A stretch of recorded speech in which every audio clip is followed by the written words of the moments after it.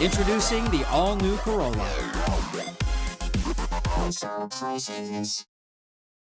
There's something else I need to get off my chest that has been annoying me both as a public official and also as an accountant.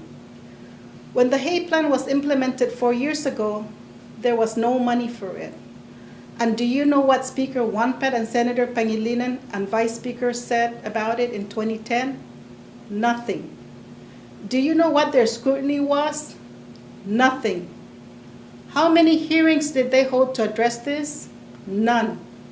Well, she might also want to ask somebody that's maybe not in her building anymore, but she might want to ask her governor and her lieutenant governor, who were both members of that legislature in 2010, how many questions they asked about the Hay Plan.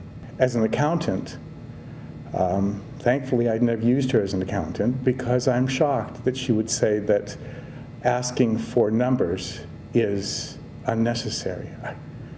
I would think that an accountant would understand that it's imperative that you have to ask the questions about the numbers in order to be able to make a decision. And it's very disconcerting to think that she says she's an accountant that doesn't want to give the numbers.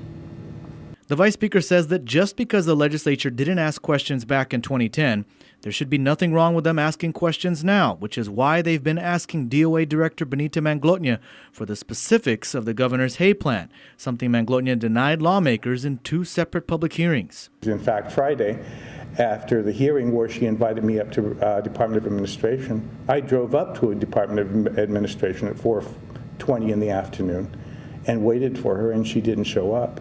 Manglotnya blasted lawmakers for their handling of the financial crisis in the beginning of 2011. Manglotnya accused Speaker Wanpat, Senators Pangilinan, Respicio, and Vice Speaker B.J. Cruz of questioning the financial crisis.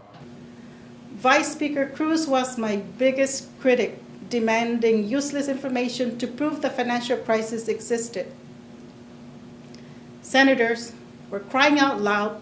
This government owed every taxpayer an average of $7,000 in tax refunds at that time. There was a $330 million deficit, and you were trying to tell me that there was no financial crisis? Benita has revisionist history problems. The $17 million deficit that I pointed out to her at the beginning of 2011 was when she came in as the nominee. And I almost didn't confirm her because of the fact that she, as the Director of Administration, was not taking sufficient care to read the financial statements that they were issuing. And in the financial statement that was issued out of the Department of Administration, it showed that they had a $17 million deficit. And she came in with Kathy Kakigi and insisted that they had made a error in posting something that related to bank charges, and that was the reason why there was a deficit. And Manglotnya accused the senators of getting in the way of paying GovGuam employees competitive wages, but this is not entirely true. In fact, the Competitive Wage Act that the legislature passed on Saturday only prevents raises for senators, the governor and lieutenant governor, and cabinet members. It even gives raises to mayors, just not as much as what was outlined in the governor's plan. But the bill that we passed does not in any way prevent the governor from moving forward in giving these salary increases, and to do them in phases. In response to the questions that lawmakers have been asking, Manglotnya accused Speaker Wanpat and other senators of never preventing a shortfall in their lives.